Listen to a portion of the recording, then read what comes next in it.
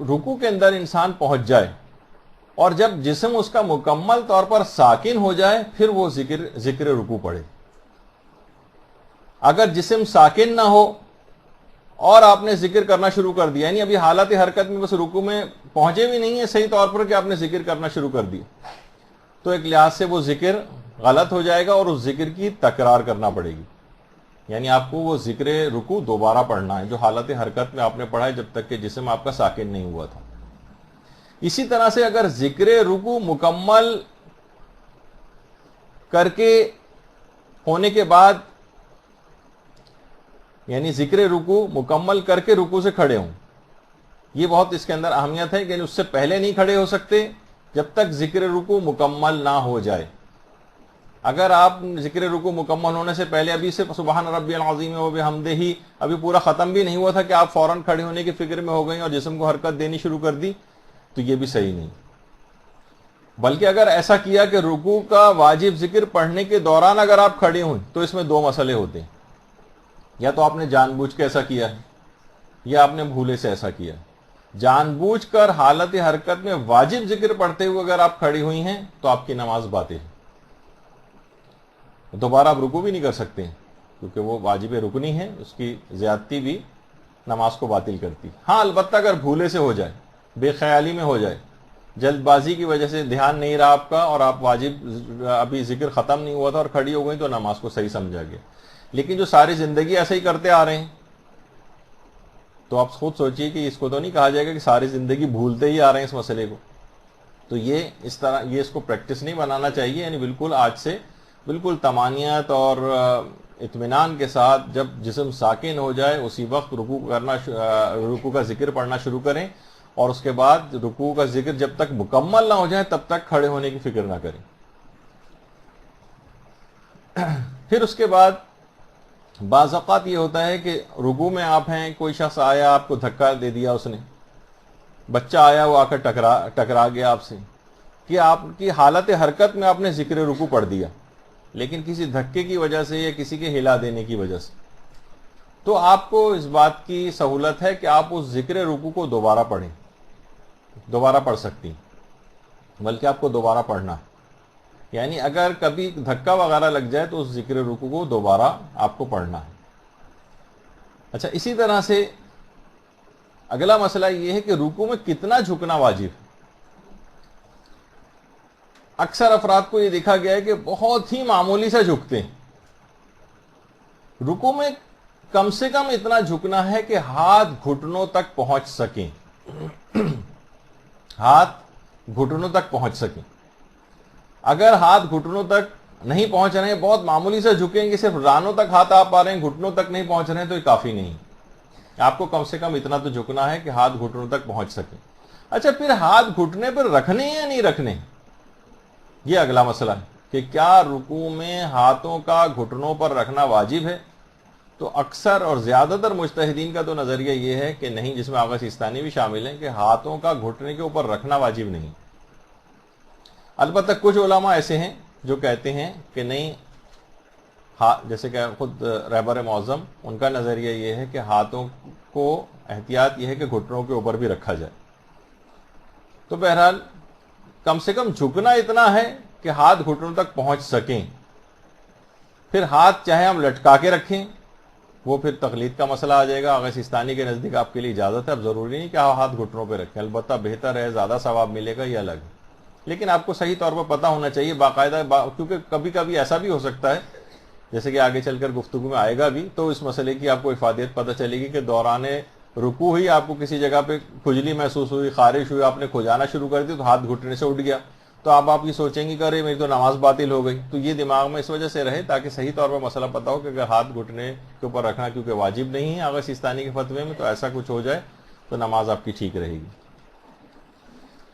اچھا، پھر دوران رکوع جیسے کہ ابھی ذکر ہوا کہ کیا ہاتھوں سے کچھ کام کر سکتے ہیں، مثلا کھجانا یا کسی اپنی چادر کو صحیح کرنا یا کوئی اور چیز. تو اس کا جواب ابھی آپ نے سن لیا کہ اپنی تقلید کے مطابق ویسے تو آپ کر سکتی ہیں، لیکن اگر آپ رہبر معظم کی تقلید میں بھی ہیں تو اپنے ہاتھوں کو آپ ذکر کو اپنے روک دیجئے. اور اس کے بعد پھر اپنی چادر کو درست کر لیں یا کھجانا ہو، اور اس کے بعد دوبارہ ہاتھ گھٹنوں پہ رکھ کے پھر ذکر رکوع کریں. لیکن آقا سیستانی کے نزدیک تو ویسے بھی اجازت ہے، دوران بھی اگر آپ یعنی اگر زیادہ حرکت جسم نہ کر رہا ہو تو اس دوران کھجانے کی اور کوئی اور بھی اگر کام ایسا جو منافی نماز نہ ہو دوران نماز کیا جا سکتا ہے، اس سے فرق نہیں پڑے گا رکوع میں. اچھا، اگر کوئی شخص رکوع کے لیے مکمل طور پر نہ جھک سکے، مثلا کسی بیماری کی وجہ سے، کمر کے درد کی وجہ سے یا آپریشن کی وجہ سے، تو جتنا بھی اس کے لیے ممکن ہو جھکنا وہ جھکے اور اس کے بعد ذکر رکوع پڑھے. البتہ اس کے اندر زیادہ تر میں نے یہ دیکھا ہے کہ معمولی سا کہ جو کہ ایسا کوئی ہلکا پھلکا سا درد ہے، اور آپ کو پتہ ہے کہ اس میں ڈاکٹر حضرات بھی زیادہ تر تقریباً 99.99% جو ہے وہ بالکل دین سے بھی لاپرواہ ہوتے ہیں. ذرا سا بھی کسی کے کمر میں درد ہو معمولی سا بھی تو فوراً کہہ دیں گے کہ بھئی آپ نماز کے اندر نہ جھکیے گا. تو یہ آپ کو خود دیکھنا ہے، آپ کو خالی کوئی فائدہ نہیں اٹھانا ہے کہ بس ڈاکٹر نے کہہ دیا تھا، نہیں، آپ کو خود احساس ہے کہ معمولی سا میں برداشت بھی کر سکتی ہوں، تو جتنا بھی ممکن جھکنا ہو آپ جھکیں.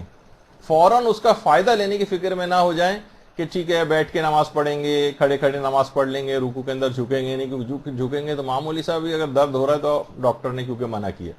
نہیں، رکوع میں اگر مکمل طور پر نہ جھک سکیں تو جتنا ممکن جھکنا ہو اتنا جھکنا پڑے گا. یہ عام طور پر دیکھنے میں آتا ہے لوگوں کے. اچھا، لیکن البتہ مستحب نمازوں کا مسئلہ الگ ہے. مستحب نمازوں کو رکوع میں جو چلتے پھرتے بھی پڑھی جا سکتی ہیں، سواری کے اوپر بھی پڑھی جا سکتی ہیں مستحب نمازیں. عام طور پر لوگ ڈرائیو کرتے ہوئے جا رہے ہیں یا نوافل تک، مثلا اگر آپ بس میں بیٹھ کر جا رہی ہیں اپنے اسکول و کالج اور مختلف اور جو ادھر ادھر بھی سفر کرنا پڑتا ہے، تو بہت سارے نوافل، نماز شب، دیگر مستحب نمازیں سب بیٹھے بیٹھے بھی ہو سکتی ہیں. 1 گھنٹے کی اگر ڈرائیو ہے، کسی جگہ پہ آپ جا رہی ہیں، ٹیکسی میں جا رہی ہیں، اپنی گاڑی میں جا رہی ہیں، آپ مستحب نماز ٹائم کو بھی اویل کریں. ادھر ادھر بازاروں میں ادھر ادھر دیکھتے ہوئے جانا، دکانوں کو دیکھتے ہوئے، لوگوں کو دیکھتے ہوئے ضروری تو نہیں، اس سے بھی فائدہ اٹھا لینا چاہیے. تو اتنا رکوع اور سجدہ معمولی سے گردن کے اشارے سے بھی کیا جا سکتا ہے، معمولی سے سر کے اشارے سے بھی کیا جا سکتا ہے. رکوع میں جھکیے اور سجدے کے لیے تھوڑا سا زیادہ جھک جائیے. تو آنکھ کے اشارے سے بھی ہو سکتا ہے، اگر تھوڑا سا بھی جھکنا سر کو ممکن نہیں، مثلا ڈرائیو کر رہے ہیں، ذرا سا بھی اگر جھکیں گے تو ہو سکتا ہے کوئی نقصان پہنچنے کا، تو آنکھ کے اشارے سے بھی رکوع اور سجدہ جو کیا جا سکتا ہے. تو مستحب نمازوں کا مسئلہ الگ ہے، واجب نمازوں کا ذرا مسئلہ الگ ہے. مستحب نمازوں میں سہولت وہ زیادہ ہے. اچھا، اسی طریقے سے ذکر رکوع، جس وقت آپ رکوع میں ہوں تو کتنا جسم کو حرکت دی جا سکتی؟ تو دیکھیے، جسم کو تو کوشش کریں کہ بہت معمولی سی حرکت تو جائز ہے، لیکن اس سے زیادہ، بہت زیادہ حرکت ہونا اس کی اجازت نہیں. ہاں، جیسے کوئی مکھی اڑانی ہے، مکھی بار بار تنگ کر رہی ہے، آپ ہاتھ سے اس کو اڑا رہی ہیں اور ہلکا سے جسم حرکت کر رہا ہے.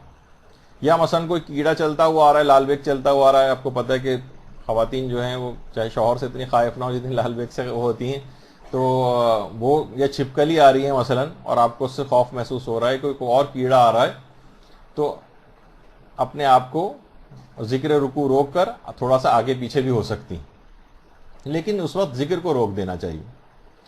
تو بہرحال معمولی حرکت تو صحیح ہے، لیکن بہت زیادہ حرکت، جیسے کہ اکثر ہم نے نماز جماعت میں لوگوں کو دیکھا ہے کہ باقاعدہ رکوع کی حالت میں اپنے پنجوں کے اوپر اچکتے ہیں. ہاں، حقیقت ہے یہ اکثر نماز جماعت میں بھی دیکھنے میں آتا ہے، اور یقیناً جس وقت وہ فرادہ پڑھتے ہوں گے اس وقت بھی یہ والی غلطی کرتے ہوں گے، اور اس وقت واجب ذکر رکوع بھی پڑھا جا رہا ہوتا ہے. تو پنجوں کے اوپر اچکنا یا اس وقت جسم کو حرکت دینا یا قیام کی حالت میں بھی اس طرح سے واجب ذکر کو، قرات کو انجام دیتے ہو، ایسا نہیں کرنا چاہیے. بلکہ اگر جان بوجھ کے اگر وہ ایسا کیا تو ابھی آپ نے جیسے کہ پچھلی دفعہ بھی سنا کہ نماز بھی باطل ہو سکتی، تو یہ نہیں کرنا چاہیے.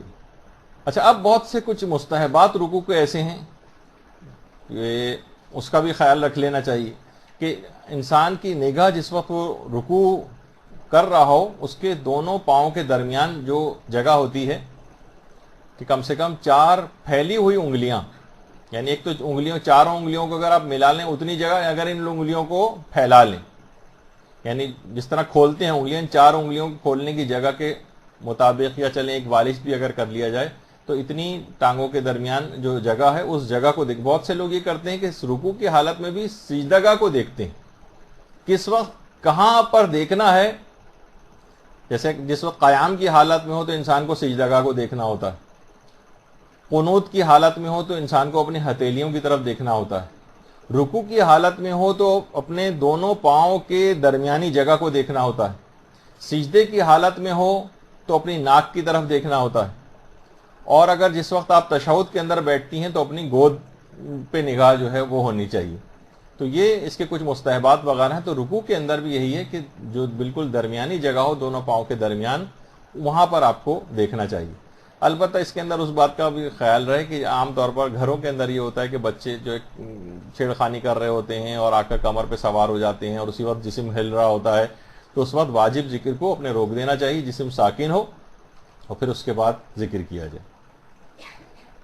اچھا, پھر اس کے بعد البتہ عورتوں کے لیے ایک احتیاط بھی ہے اور ان کے لیے ایک مستحب چیز بھی ہے کہ وہ اپنے زانوں کے اوپر اپنے ہاتھ کو رکھیں اور زانوں کو زیادہ پیچھے نہ دھکیلیں. جس طرح سے مردوں کا حکم ہے کہ بالکل گردن کو آگے کی طرف کر کے جسم کے پیچھے سے کو پیچھے کی طرف کرے اور بالکل کمر کو بالکل سیدھا کرے. عورتوں کے لیے یہ ہے کہ اپنے زانوں کو زیادہ پیچھے کی طرف نہ دھکیلیں, یعنی ان کے لیے مستحب چیز ہے. البتہ کر وہ مردوں کی طرح سے بھی سکتی ہیں, لیکن شاید ان کی حجاب اور عفت کے تقاضے کے تحت اسلام نے یہ مستحب قرار دیا. اسی طرح سے اب یہ کہ رکوع میں ذکر کون سا پڑھا جائے. دیکھیے, رکوع میں کوئی خاص ذکر پڑھنا واجب نہیں کہ نہیں آپ کو صرف اور صرف سبحان ربی العظیم و بحمدہ صرف یہ پڑھنا ہے, نہیں, یہ واجب نہیں.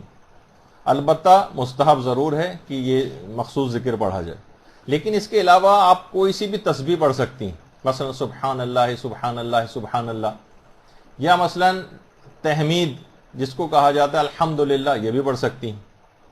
اور کتنی دفعہ پڑھنا ہے یہ بھی آگے چل کر آئے گا, لیکن الحمدللہ بھی پڑھا جا سکتا ہے. تکبیر بھی پڑھی جا سکتی ہے ذکر رکوع کے طور پر, اللہ اکبر. اسی طریقے سے تحلیل لا الہ الا اللہ بھی پڑھا جا سکتا ہے رکوع کے ذکر کے طور پر, اور حوقلہ بھی پڑھا جا سکتا ہے جس کو لا حول ولا قوت الا باللہ العلی العظیم, یہ بھی پڑھا جا سکتا ہے. یہ ذکر رکوع کے طور پر پڑھا جا سکتا ہے. البتہ سب سے زیادہ بہتر تو وہی ہے کہ جو سب سے جو لمبا ذکر ہے سبحان ربی العظیم و بحمدہ, یہ سب سے بہتر. یہ جو یا تو جتنا یہ ذکر ہے لمبائی میں, یا تو کم سے کم اتنا ذکر ہونا چاہیے. اور اگر کوئی چھوٹا ذکر پڑھ رہا ہے تو اس کو 3 مرتبہ پڑھنا پڑے گا.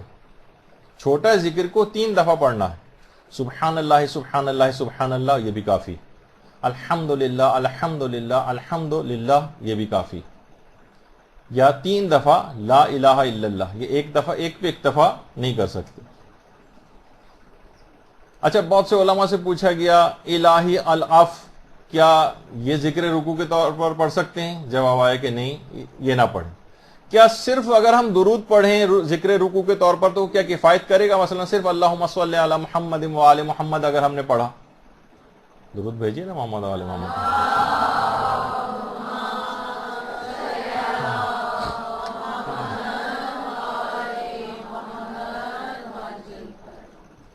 تو یہ بھی کافی نہیں. یعنی باقاعدہ ذکر پڑھنا, تو یا تو تسبیح پڑھیں یا تحمید یا تحلیل یا تکبیر یا حوقلہ, اس طرح کی چیزیں پڑھی جا سکتی ہیں. اور سب سے بہتر تو وہ لمبا والا ذکر ہی ہے جو عام طور پر رائج ہے. اچھا, اب یہ ہے کہ کیا ایک بار کوئی چھوٹا ذکر پڑھ سکتے ہیں؟ تو اصولی جواب تو یہ ہے اس کا پہلا کہ احتیاط واجب کی بنا پر جائز نہیں ہے کہ آپ کوئی چھوٹا ذکر ایک دفعہ پڑھیں. مثلا آپ کہیں اللہ اکبر اور اس کے بعد کھڑی ہو جائیں, ایک دفعہ سبحان اللہ کہا اور کھڑی ہو جائیں, نہیں, یہ نہیں چلے گا. احتیاط واجب ہے کہ کم سے کم 3 دفعہ چھوٹے اذکار کو پڑھا جائے. البتہ 2-3 مقامات ایسے ہیں کہ جہاں پر چھوٹے ذکر کو بھی پڑھا جا سکتا ہے ایک دفعہ. وہ کون سا ہے؟ جب وقت بہت کم رہ جائے, بہت ہی کم وقت ہے اور بس 1 منٹ ہے آپ کے پاس, 1 منٹ میں آپ کو 2 رکعت نماز پڑھنا ہے, اب اتنا وقت نہیں کہ ہم ہر ذکر رکوع اور ذکر سجدہ کو 3 بار پڑھیں. یہاں اس موقع پر آپ کو اجازت ہے، بلکہ ہو سکتا ہے واجب بھی آپ کے لیے ہو جائے کہ بس کبھی دوسرا سورہ بھی چھوڑنا واجب ہو سکتا ہے کہ جب صرف سورہ الحمد کے اوپر اکتفا کریں، فوراً رکوع میں جائیں کیونکہ وقت بہت کم ہے، ایک مرتبہ صرف جو ہے سبحان اللہ کہہ دیں، سجدے میں جائیں ایک دفعہ سبحان اللہ یا اللہ اکبر یا الحمدللہ کہہ دیں اور کھڑے ہو جائیں. یعنی جب نماز کا وقت تنگ ہو اور نماز قضا ہونے والی ہو. البتہ اگر 2-3 منٹ بھی ہیں تو پھر اس کی اجازت نہیں ملے گی، کیونکہ مثلا 2 رکعت ہے یا 4 رکعت ہی نماز بھی ہے، وہ آرام سے 3 منٹ میں ہو سکتی اور اس کے اندر 3 مرتبہ پڑھا جا سکتا ہے، تو پھر آپ کو اختیار نہیں ہوگا اس میں. یا مثلا دوسرا موقع ہے کہ جب چھوٹے ذکر کے اوپر اکتفا کیا جا سکتا ہے ایک بار بھی، وہ ہے کہ جب انسان مریض ہو. مثلا اس کو اتنا زیادہ لمبی دیر کے لیے جھکنا ممکن نہیں، جیسے کہ میں نے کہا کہ ہو سکتا ہے کسی کی ایک تو ہر آنکھ کے آپریشن کے بعد جھکنا ممنوع نہیں ہوتا.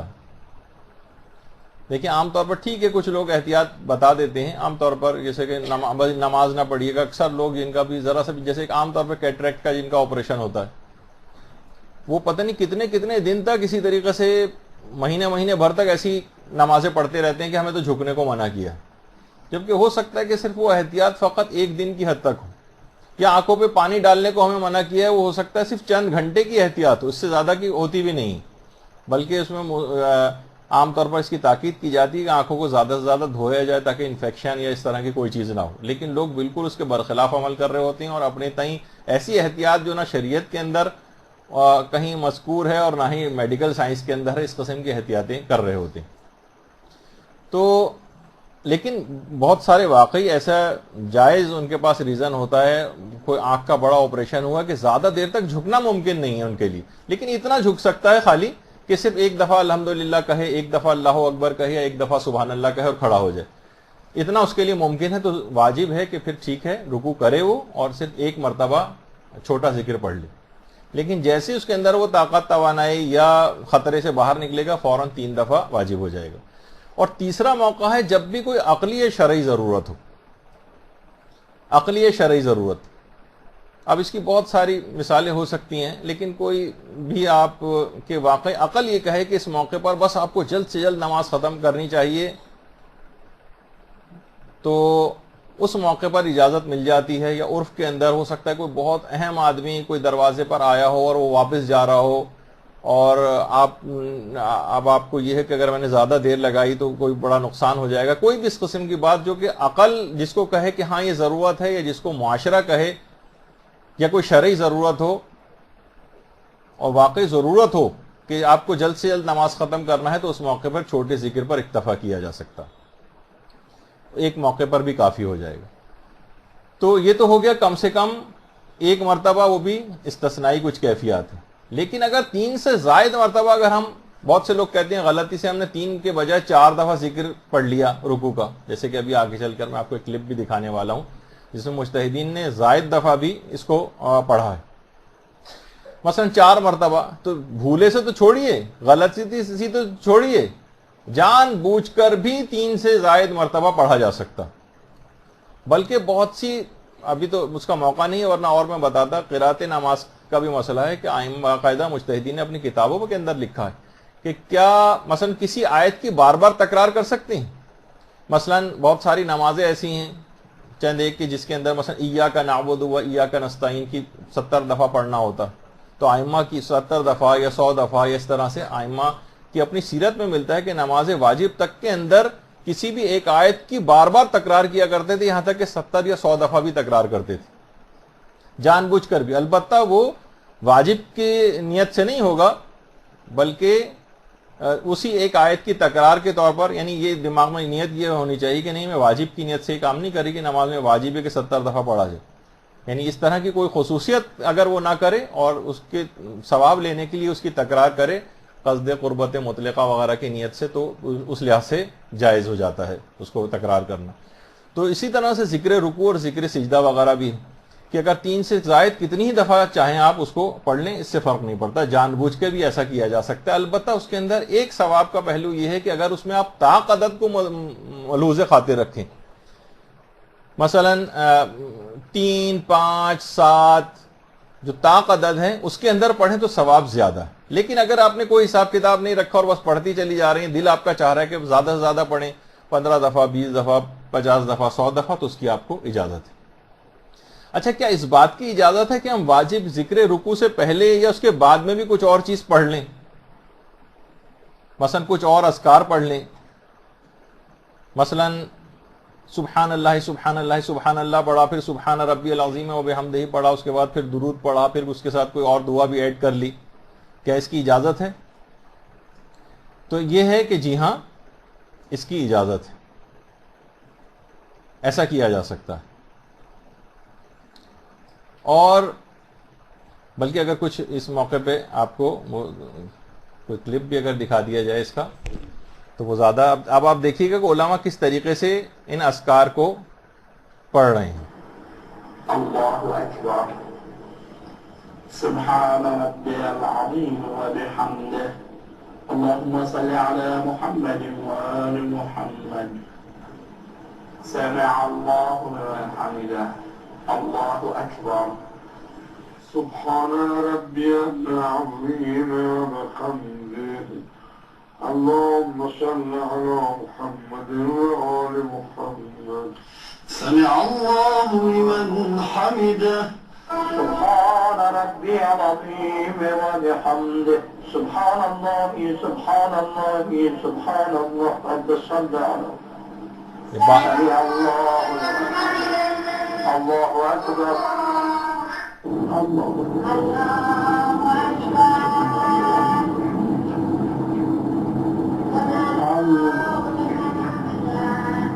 الله أكبر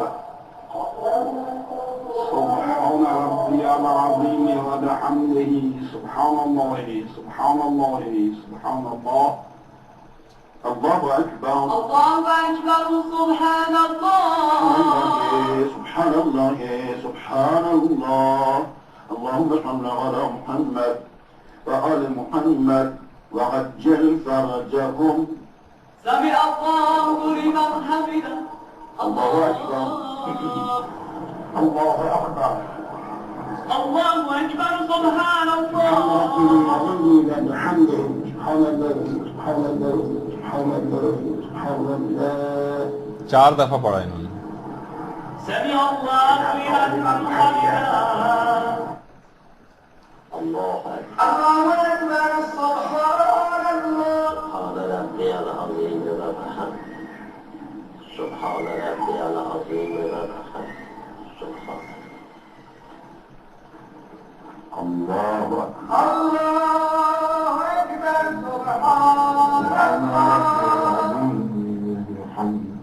سبحان ربي العظيم وبحمده سبحان ربي العظيم الله أكبر سبحان الله سبحان الله سبحان الله سمع الله لمن حمده الله أكبر. تو آپ نے دیکھا کہ مختلف طریقوں سے ذکر رکوع کو پڑھا گیا, اس سے پہلے بھی کچھ پڑھا گیا, اس کے بعد بھی پڑھا گیا, کبھی 3 دفعہ پڑھا گیا, کبھی 4 دفعہ پڑھا گیا, کبھی وعجل فرجہم پڑھا گیا. تو اس کے بہت ساری کچھ دعائیں ہیں کہ جو کہ اس کے ساتھ ملائی جا سکتی ہیں. پھر ایک ہے کہ کیا ذکر رکوع کے بجائے قرآنی آیات پڑھی جا سکتی ہیں؟ دیکھیے, پہلے تو کوشش یہی ہونی چاہیے کہ جو ذکر رکوع ہے وہ وہی مروجہ جو ہیں وہی آپ پڑھیں, زیادہ بہتر یہی ہے. البتہ واجب ذکر کرنے کے بعد اگر آپ چاہیں کہ رکوع کے اندر قرآنی آیات کچھ پڑھنا چاہیں تو آپ پڑھ سکتی ہیں. اچھا, اب یہ ہے کہ ذکر رکوع کتنا پڑھا جا سکتا ہے. تو ابھی ذکر ہو گیا کہ جتنا بھی چاہیں, بس یہ ہے کہ نماز کا وقت ختم نہ ہونے لگے اور شکل نماز ختم نہ ہونے لگے. بعض اوقات ہوتا ہے نا کہ مثلا 3 گھنٹے کا بل تو ممکن نہیں ہے, لیکن بالفرض کو اتنا لمبا رکوع کرتا چلا گیا کہ اس کی شکل نماز ختم ہو جا رہی, تو اور یا نماز کا وقت ختم ہوا چلا جا رہا ہے, وہ قضا ہو جائے گی اگر آپ نے اتنا لمبا رکوع پڑھا. تو اس کے علاوہ لیکن کتنا بھی رکوع کو اگر لمبا کریں تو لمبا کیا جا سکتا ہے, کتنا بھی اس کو بڑا کریں, کتنی دفعہ پڑھنا چاہیں تو پڑھ سکتے ہیں. اچھا بعض اوقات یہ ہوتا ہے اب کچھ شکیات کے 3-4 مسئلے ایسے ہیں کہ جو عام طور پر لوگوں کو پیش آتے ہیں. اگر رکوع میں آپ کو شک ہو جائے کہ میں نے ذکر رکوع پڑھا بھی ہے یا نہیں پڑھا، بعض اوقات کنفیوز ہو جاتا ہے آدمی رکوع کے اندر، پتہ نہیں میں نے ذکر رکوع پڑھا ہے یا نہیں پڑھا. تو رکوع ہی کے اندر اگر آپ ہیں اور یہ شک ہو رہا ہے تو آپ کو ذکر رکوع پڑھنا پڑے گا. آپ یہ نہیں کہہ سکتی اتنی دیر ہو گئی اب تو پڑھ ہی لیا ہوگا، نہیں، اگر رکوع میں شک ہو رہا ہے کہ میں نے ذکر رکوع پڑھا ہے یا نہیں پڑھا تو آپ کو ذکر رکوع پڑھنا. اگر رکوع کے بعد یہ شک ہو کہ میں نے ذکر رکوع پڑھا تھا یا نہیں پڑھا تھا، مثلا آپ کھڑی ہو گئی اور اب شک ہو رہا ہے کہ پتہ نہیں میں نے ذکر رکوع پڑھا یا نہیں پڑھا، سمجھ لیں کہ پڑھ لیا اور نماز کو آگے جاری رکھیں. اب آپ کو پیچھے جانے کی نہ ضرورت ہے نہ اجازت. پھر اگر یہ ہو کہ رکوع کے دوران ہی آپ کو شک ہو جائے کہ شاید میں نے ذکر رکوع صحیح نہیں پڑھا، بعض اوقات یہ ہوتا ہے کہ آپ نے ذکر رکوع پڑھنی، اچانک سے کہیں شور کی آواز آئی، گاڑی نے ہارن بجایا کہ آپ کی اپنی آواز غائب ہو گئی کہ سمجھ میں نہیں آیا کہ میں نے صحیح پڑھا یا نہیں پڑھا. تو آپ اگر ایسا کچھ ہے، شک ہو کہ میں نے صحیح پڑھا ہے یا نہیں پڑھا تو اور رکوع کے اندر ہی ہیں تو آپ اس کو دوبارہ پڑھ لیں اس ذکر کو. اور اگر رکوع کے بعد یہ شک ہو کہ شاید ذکر رکوع میں نے صحیح نہیں پڑھا تھا تو پھر نماز کو جاری رکھنا، نماز کو جاری رکھیں اور پیچھے کی طرف توجہ نہ دیں. بعض اوقات یہ بہت چھوٹے چھوٹے مسئلے ہیں لیکن رکوع کے اندر پیش آ جاتے ہیں. البتہ رکوع کے اندر اس بات کا بھی خیال رکھیں کہ جو بھی ذکر آپ پڑھیں اس کو صحیح تلفظ کے ساتھ پڑھنا ضروری، صحیح تلفظ ہونا چاہیے.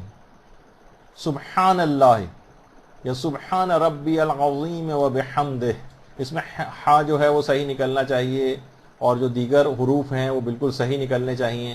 عام طور پہ ہوتا ہے سبحان اللہ سبحان اللہ سبحان اللہ، یہ کیا ہے؟ اس کے اندر نہ ہا صحیح نکل رہا ہے نہ کوئی اور ہے. یا سبحان ربی العظیم ہے، اس میں پتہ چلا زے آ رہی ہے یا زال آ رہی ہے. تو آپ کو یہ دیکھنا ہے کہ حرف جو ہے وہ کون سا ہے، اس کی صحیح آواز کیا ہے. جب ہی عام طور پر جو نئے نئے جن کی قرات وغیرہ صحیح نہیں ہوتی، قرات وغیرہ، تو ان کو یہ کہا جاتا ہے کہ پھر آپ سبحان اللہ سبحان اللہ سبحان اللہ یہ 3 دفعہ پڑھ لیں، کم سے کم اس میں ہا ایک صحیح طور پر نکل آئے. کیونکہ اس کے اندر جب اگر آپ پورا بڑا والا ذکر عام طور پر پڑھتی ہیں تو اس کے اندر اور حروف ایسے ہیں کہ جن کے تلفظ عین کا صحیح نہیں ہے یا اور صحیح حروف جو ہے وہ صحیح نہیں بولے جا رہے ہیں، تو اس کے اندر یہ مسئلہ پیش آ سکتا ہے. تو صحیح تلفظ ہونا چاہیے. اچھا ایک مسئلہ ایک اور ہے کہ کیا لوگ کہتے ہیں کہ اکثر ہم سے غلطی ہو جاتی ہے پڑھنے میں کہ رکوع کے بجائے سجدے کا ذکر اور سجدے کے اندر رکوع کا ذکر پڑھ دیتے ہیں. رکوع میں مثلا سبحان ربی الاعلی وبحمدہ پڑھ دیا اور سجدے میں جا کر رکوع کا ذکر پڑھ دیا، سبحان ربی العظیم وبحمدہ والا وہ ذکر پڑھ دیا. تو کیا اس کی اجازت ہے؟ یا تو غلطی سے ایسا ہو جائے یا جان بوجھ کے بھی اجازت ہے یا اجازت نہیں. تو بہرحال موجودہ مجتہدین جیسے رہبر معظم وغیرہ ان کا تو یہی نظریہ ہے کہ جان بوجھ کر بھی ایسا کیا جا سکتا ہے، اور اگر غلطی سے ہو جائے تو ظاہر ہے کہ اس میں تو جب جان بوجھ کے ہو سکتا ہے تو غلطی سے اگر ہو جائے تو اس سے بھی کوئی فرق نہیں پڑتا ہے. لیکن کچھ علماء ایسے ہیں کہ جو احتیاط واجب لگا کر منع کرتے ہیں، جیسے آغا ناصر مکارم شیرازی ہیں، یا شاید امام خمینی کا یہ مسئلہ کچھ دماغ میں آ رہا ہے کہ شاید ان کا بھی تھا. تو اگر کوئی ایسا اس میں زیادہ بہتر تو یہی ہے کہ رکوع میں رکوع کا ذکر پڑھیں، سجدے میں سجدے کا مخصوص ذکر جو بڑا والا ہے وہی پڑھیں. لیکن اگر کبھی اس کے برخلاف بھی ہو جائے، غلطی سے ایسا ہو جائے تو خیر نماز میں کوئی فرق نہیں پڑتا. اور موجودہ مجتہدین کے نزدیک تو آپ نے سن ہی لیا کہ اس کے جان بوجھ کر بھی ایسا کیا جا سکتا. البتہ کچھ علماء ایسے ہیں جو احتیاط وغیرہ لگا کر منع کرتے ہیں کہ آپ خود سے اس میں تبدیلی نہ کریں. اور یہ جو مخصوص اذکار ہیں رکوع کے سجدے کے، ان کو رکوع کے ذکر کو سجدے میں نہ پڑھیں اور سجدے کے ذکر کو رکوع کے اندر نہ پڑھیں. اچھا اب جو بھی ذکر پڑھیں وہ حالت حرکت میں نہیں ہونا چاہیے اور ایک طمانیت ہونی چاہیے. جھکتے ہوئے یا کھڑے ہوتے ہوئے آپ کو کوئی ذکر نہیں پڑھنا ہے. اور یہ بھی دماغ میں رہے رکوع کی حد تک کہ رکوع کے اندر یہ مسئلہ ہے کہ رکوع میں 2 رکوع نہیں ہونے چاہیے. سہون بھی اگر 2 رکوع ہو گئے تو نماز باطل ہو جاتی. اچھا کبھی کبھار یہ ہوتا ہے کہ حالت قیام میں شک ہوتا ہے کہ میں نے رکوع کیا یا نہیں کیا. مثلا دوسرا سورہ پڑھ کر ابھی فارغ ہوئے ہیں اور اب شک ہو رہا ہے کہ پتہ نہیں میں نے رکوع کر لیا، یہ رکوع کرنے کے بعد میں کھڑی ہوئی ہیں، تو پھر آپ کو رکوع کرنا لازم ہوگا. اگر آپ کو حالت قیام میں شک ہو کہ میں نے رکوع کیا یا رکوع نہیں کیا تو آپ کو رکوع کرنا ہے. اور اگر آپ کو نماز کے بعد معلوم ہوا کہ ایک رکعت میں تو میں نے رکوع کیا ہی نہیں تھا، مثلا اکثر گھروں میں بھی سی سی کیمرے لگے ہوتے ہیں، کسی جگہ بھی آپ نے کبھی ریوائنڈ کر کے دیکھا، کہا اگر اس میں تو میں نے رکوع ہی نہیں کیا، اب آپ کو چاہے وہ بعد میں کیوں نہ پتہ چلے، اس نماز کی آپ کو قضا کرنا پڑے گی۔ نماز کے بعد بھی پتہ چلے کہ میں نے کسی ایک رکعت میں ایک رکوع انجام نہیں دیا ہے تو نماز کو دوبارہ پڑھنا، اور بعد نماز اگر یہ شک ہو کہ شاید میں نے رکوع نہیں کیا تھا تو شک پر توجہ نہیں دینی ہے، اور نماز جو آپ نے پڑھی ہے وہ ساری نماز صحیح سمجھی جائیں گی۔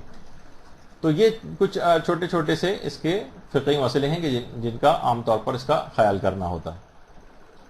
اچھا، جیسے کہ ابھی آپ نے سنا کہ رکوع سجدہ میں بہتر ہے کہ قرآنی آیات کے بجائے اذکار پڑھے جائیں، یہ اصل میں کچھ روایات بھی اس سلسلے میں آئی ہیں کہ پیغمبر کی بھی ایک حدیث ہے اس سلسلے میں، اللہم صلی علی محمد و علی محمد،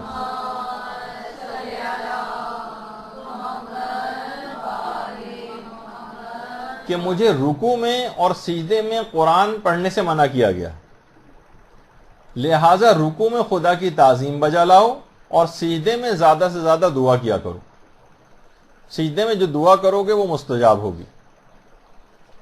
اور رکوع میں ایک مسئلہ اور بھی ہے کہ رکوع میں درود جو ہے وہ خود ایک دعا ہے، اور ضروری نہیں کہ آپ درود ایک ہی دفعہ پڑھیں، آپ اس کی بھی تکرار کر سکتی ہیں رکوع میں، مثلا 3 دفعہ 5 دفعہ 7 دفعہ بھی درود پڑھا جا سکتا ہے، اور درود کے بعد وَعَجِّلْ فَرَجَهُمْ بھی کہا جا سکتا ہے، اللہم صلی علی محمد وآل محمد وعجل فرجہم۔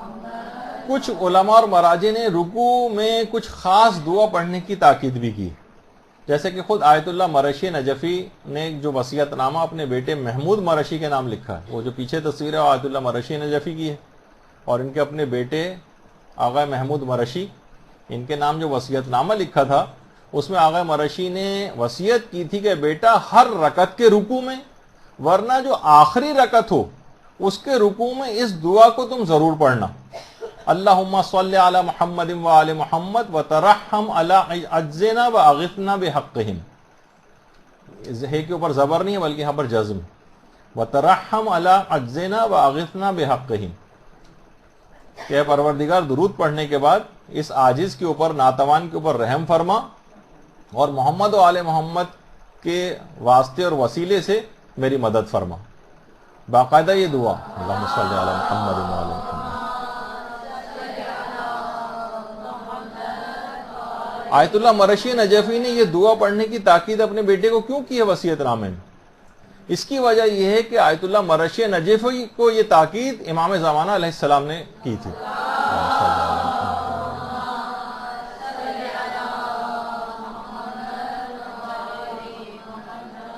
تو رکوع کے اندر اگر اپنے آپ اذکار کے اندر اس ذکر کو بڑھا لیں کہ باقاعدہ امام زمانہ نے آیت اللہ مرشی نجفی کو تاکید فرمائی تھی اس کی کہ یہ پڑھا کرو، تو اگر آپ بھی پڑھیں گی تو انشاءاللہ بہت سارے مسائل اس سے حل ہوں گے۔ اچھا، پھر ایک مسئلہ ایک اور بھی ہے کہ رکوع میں کیا لعن پڑھی جا سکتی ہے محمد و آل محمد کے دشمنوں کے اوپر؟ تو جواب ہے کہ جی ہاں، پڑھی جا سکتی ہے۔ اچھا، یہ مسئلہ خالی ہمارے یہاں نہیں ہے بلکہ جو دشمنان اہل بیت ہیں ان کے لیے لعن کا تذکرہ خود ہمارے برادران جو ہیں، جو غیر شیعہ فقہ جو پائی جاتی ہیں، ان کے اندر بھی اس کا تذکرہ ہے کہ پیغمبر باقاعدہ ایک قبیلہ جو کہ پیغمبر کو بہت تکلیف اور آزار پہنچاتا تھا، اس کا نام لے کر پیغمبر رکوع میں اس کے اوپر لعنت کیا کرتے تھے، نمازوں کے قنوت میں لعنت کیا کرتے تھے۔ بہت ساری روایتیں جس کو ابھی تو پڑھنے کا وقت نہیں ہے اس کا، لیکن الگ سے بھی اس کا تذکرہ آیا۔ تو محمد و آل محمد کے جو دشمن ہیں ان کے اوپر لعنت کرنا، البتہ اس کے اندر وہ ان چیزوں کا خیال رکھنا چاہیے کہ ایسا کچھ نہ ہو کہ اس کو جیسے کہ آج کل بہت ساری سازشیں ہو رہی ہیں اور اس کو فرقہ واریت اور اس کے طور پر ابھارا جائے، اور مسلمانوں کے جو مقدسات ہیں ان کے اوپر کوئی زک پڑ جائے اور ایک فساد کا باعث ہو جائے۔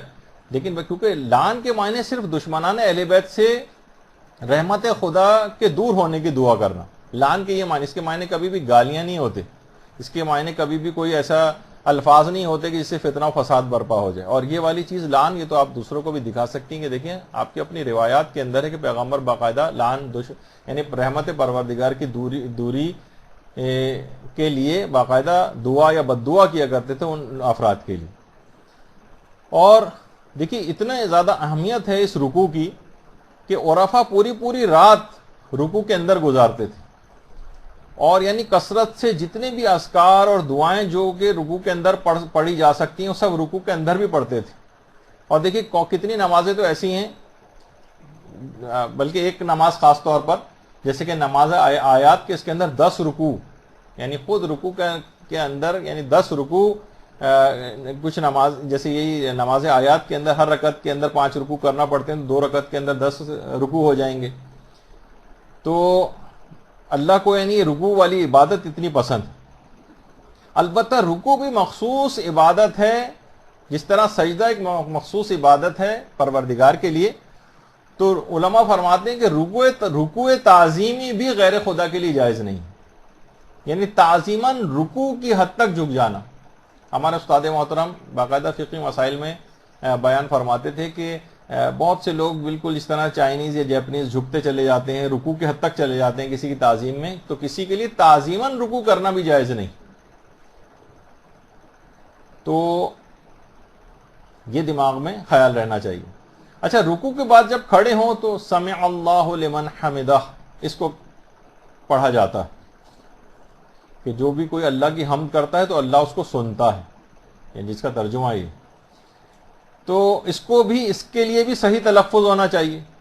عام طور پر لوگوں کو دیکھا گیا سمع اللہ لمن حمدہ یہ پڑھتے ہیں، اس کو ہو لمن نہیں ہے، سمع اللہ لمن حمدہ. اس میں عین بھی آ رہا ہے، حلوے والی ہے بھی آ رہی ہے، اور وہ گول والی ہے بھی آ رہی ہے، جو کہ عام طور پر جس کو کہا جاتا ہے. تو اس کا خیال رکھنا چاہیے. سمع اللہ لمن حمدہ یہ نہیں ہونا چاہیے، یعنی اس کا بھی کیونکہ مستحبات ہے لیکن اس کا بھی تلفظ وہ صحیح ہونا چاہیے. اچھا،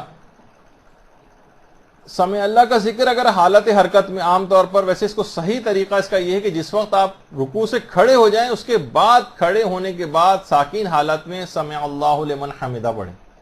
لیکن لوگ عام طور پر جس وقت کھڑے ہو رہے ہوتے ہیں اور حرکت کی حالت میں ہوتے ہیں اس وقت اس ذکر کو پڑھتے ہیں. بہرحال اس سے نماز تو باطل نہیں ہوتی ہے، نماز ٹھیک رہتی ہے، لیکن صحیح طریقہ اس کا یہی ہے کہ جب آپ کھڑے ہو جائیں اس کے بعد اس ذکر کو پڑھیں. اچھا کوشش کریں کہ رکوع کے اندر مکمل ڈوب کر رکوع کیا جائے، یعنی باقاعدہ پروردگار کا خیال کرتے ہوئے رکوع خود، یعنی جلدی نہ کریں.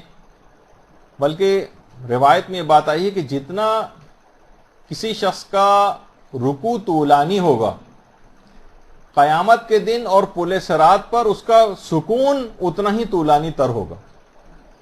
قیامت کے دن یعنی کتنی گھبراہٹ والا دن ہے قیامت کا، اور پل صراط پہ انسان کو کتنی زیادہ گھبراہٹ ہو رہی ہوگی، اتنا ہی اس کا سکون طولانی تر ہوگا جتنا اس دنیا کے اندر رکوع کو وہ طولانی کرے گا. تو اس کا فائدہ کتنا زیادہ آگے چل کر طویل. اور اس سے پہلے بھی آپ نے سنا کہ وحشت قبر کا سامنا اس کو نہیں کرنا پڑے گا، کہ جو مکمل شرائط، طمانینت، اطمینان کے ساتھ رکوع کرے گا. تو رکوع کی الگ سے بھی بڑی اہمیت ہے. اور ایک رکوع تو ایسا ہے کہ جو کہ بہترین رکوع ہے، جو کہ امیر المومنین علیہ الصلوۃ والسلام نے کیا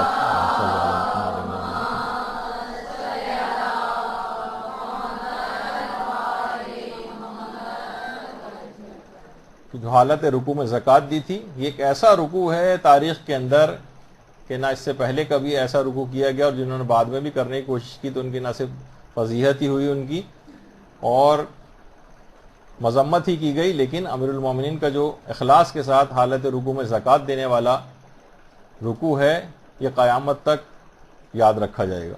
برحمتك يا أرحم الراحمين وصلى الله على محمد وآله